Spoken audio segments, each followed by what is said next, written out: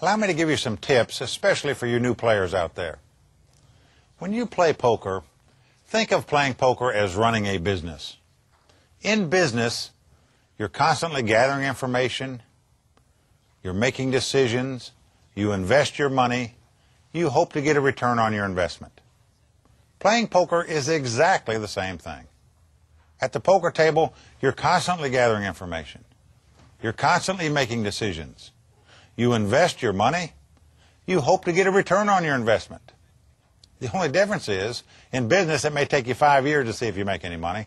In poker, you're going to get an instant result.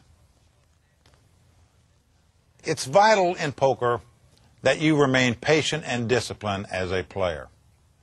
In other words, the surest way to poverty on the poker table is if you start playing weak or mediocre hands and hope that you get lucky to win the pot. You know, it's much more fun to play. We all know that. But if you want to succeed at poker, you're going to have to wait on the good cards and throw the bad ones away.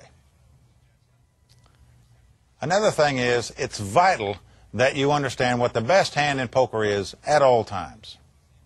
This is something you should practice, you should study, you should learn. You should always know what the best hand is at a particular time. In poker, we call that the nuts, having the best hand at that particular time. This is something that you want to familiarize yourself with. Allow me to give you an example here of a hand as it develops. You know, the best hand may change as play develops. Let me show you what I'm talking about. In this particular hand, player 1 has 2 aces. Player 2 has 2 jacks. Player 3 has king, queen. Player 4 has ace 4 of diamonds. Obviously, 2 aces are the best hand at this particular time. But now, let's go to the flop and see what happens. Notice what's happened now. The 2 aces are no longer the best hand. Player 2 over here has flopped 3 jacks.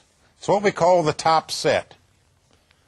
When you have a pair in the hand, and the highest card on the board makes you 3 of a kind, that's called the top set in poker. Right now, 3 jacks is the best possible hand that you could have. Now we're going to go to 4th Street.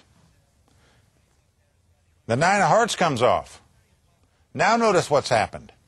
Player 3 here has made a king high straight. So now player 3 has the best hand.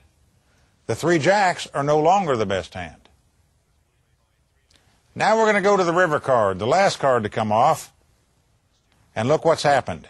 Now there's 3 diamonds on the board. Player 4 has made an ace high flush. Now that would be the nuts in this situation. There's no hand that could beat it. Player 4 is now going to win the hand. So as you can see, as play develops, a hand on one street might not be the best hand on the next street or the next card. It varies. It's vital that you understand what beats what and what is the best hand at all times when you're playing poker. Let's talk a little bit about betting strategy.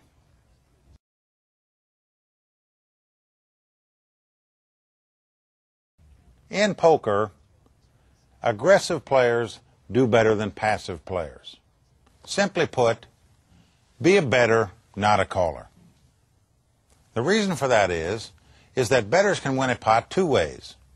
They can have the best hand and win the pot, or they can bet and nobody will call them, and they'll also win the pot. A caller, on the other hand, can only win a pot one way. They must have the best hand. So in terms of simple math, you can see that a bettor has a 2-to-1 advantage over a caller. In poker, we have a saying, if you can't beat a calling station, you can't beat anybody. What that means is that players that just call their money off, they don't ever bet, they don't raise. When somebody bets, they call them. You know, this is the easiest opponent that you will ever find at a poker table. And if you happen to be a calling station where you're the one always calling your money off, my suggestion is you might want to take up golf or tennis because poker is not going to be your game. In poker, aggression pays. Be a bettor, not a caller. You'll do better.